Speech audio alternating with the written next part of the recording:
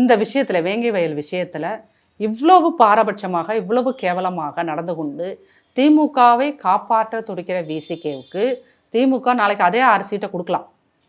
அடுத்த சட்டமன்ற தேர்தலில் அதே 6 சீட்டு கிடைக்கலாம். ஆனால் ஒரு சீட்டில் கூட ஜெயிக்க மாட்டேங்க. ஒரு எம்எல்ஏ கூட விசிகே கிடைக்க மாட்டான். நீ வந்து வீட்டுக்கு 5000 கொடு, வீட்டுக்குள்ள ஓட்டுக்கு 5000 கொடு.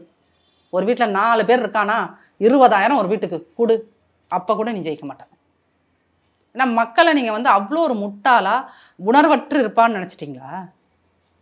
நீங்கள் இது எவ்வளோ ஒரு சென்சிட்டிவான விஷயம்.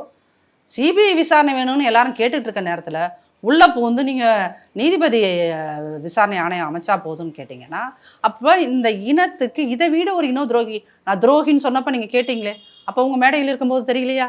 அப்போ தெரியல சார், இப்போ தெரியுது. இப்போ தானே இவர் வந்து ஒரு பசுத்தோல் போர்த்திய புலின்றதே தெரியுது. அப்போ இவ்வளவு இது வந்து இது என்னன்னா பிஜேபிக்காரங்க கூட கேட்க மாட்டான் சார். பிஜேபிக்காரன் இந்த மாதிரியான ஒரு கேள்வியை கேட்க மாட்டான். நீங்கள் தனி விசாரணை ஆணையம் அமைச்சு அந்த கேஸையை நீர்த்து போக செய் அப்படின்னு அவன் சொல்ல மாட்டான். ஏன்னா அவங்க வந்து என்ன நினைப்பான், அங்கே இருக்கின்ற அந்த ஊரில் 3 சாதி இருக்குதுன்னா அந்த 3 சாதியை எதையாவது வச்சு ப்ளே பண்ணி ஏதாவது ஒரு சாதியோட ஓட்டை அள்ள முடியுமான்னு பார்ப்பாங்க. அப்போ நீங்கள் செய்கிற இந்த பாலிடிக்ஸ் எதுக்கு? அந்த மக்களோட ஓட்டை வாங்குறதுக்காக தானே இந்த பாலிடிக்ஸை பண்ணிட்டு இருக்கீங்க, சரியா? அப்போ வேங்க வேலையில் அது 28 குடும்பம் 500 ஓட்டுன்னு வச்சுக்கோங்க, 300 ஓட்டுன்னு கூட வச்சுக்கோங்க.